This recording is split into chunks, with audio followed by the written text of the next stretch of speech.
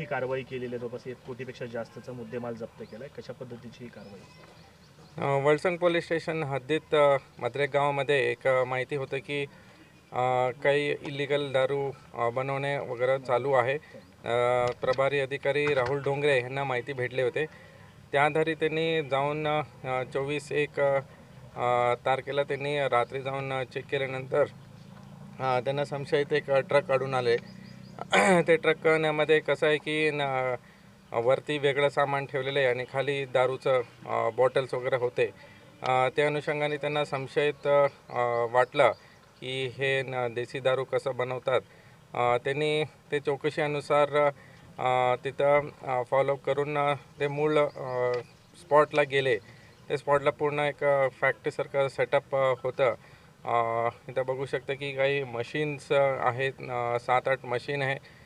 ते पॅकिंगचं मशीन्स. नंतर ड्रम्समध्ये काही केमिकल्स सापडले. ते केमिकल्स काही कंपनीमध्ये बनवतात. मोनो इथेलिन ग्लायकॉल, नंतर स्वीटनर्स आहे, काही पॉलिमर्स यूज करतात. हे इथून जे केमिकलवरून हे दारू तयार करून ते पॅकिंग करत होते असं इन्फॉर्मेशन भेटल्यानंतर ते पूर्ण रेड केलेले आहे. तसेच 80 लाखाचं दारू जे बनवून ठेवले होते ते आम्ही सीज केलेले आहे. तसेच मशीन्स आणि काही ड्रम्स आणि केमिकल्स आणि 2 व्हेकल असं टोटल सीज केलेले 1,54 लाख असं पूर्ण मुद्देमाल आहे. ह्याचं आरोपीचा शोध घेण्यासाठी आम्ही ते टीम रवाना केलेली आहे. एक आरोपी जो मालक आणि तिथंच चालक होता ते आमच्या ताब्यामध्ये आहे. तर आम्ही हे पूर्ण चेन कुठून हे बनवतात म्हणण्याच्या ठिकाणी आम्हाला भेटलेले कुठं हे फॉरवर्ड करतात, ट्रान्सपोर्टेशन कोण करत आहेत, नंतर हे कुठं सप्लाय होते, हे पूर्ण चेन चं लिंक आम्हाला भेटलेले आहे. तसंच 3 टीम वेगवेगळ्या बाकी जिल्ह्यामध्ये पण आमचं टीम रवाना झालेले आहे. स्थानिक जो हां हे वेगवेगळ्या प्रकारचं ब्रँड्स आहे.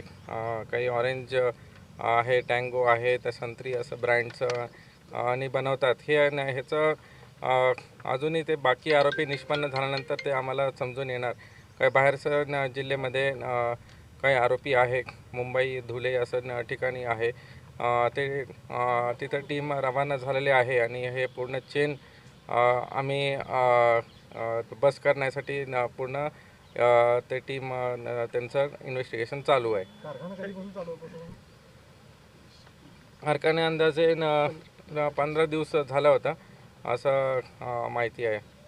पण ह्याच्यामध्ये जी दारू बनली जायची त्याची काही आरोग्यास हानिकारक किंवा अशा काही प्रकार आहे याची काही टेस्ट वगैरे होईल किंवा होणार आहे? ह्याचं केमिकल अनालिसिस होईल. त्याचं सीजर झालेलं आहे. त्याचं फॉरेन्सिक टीम येऊन ते सगळं सीज केलेलं आहे. तसेच ते केमिकल अनालिसिस करून त्याचा योग्य ते कलम आम्ही लावणार आहे.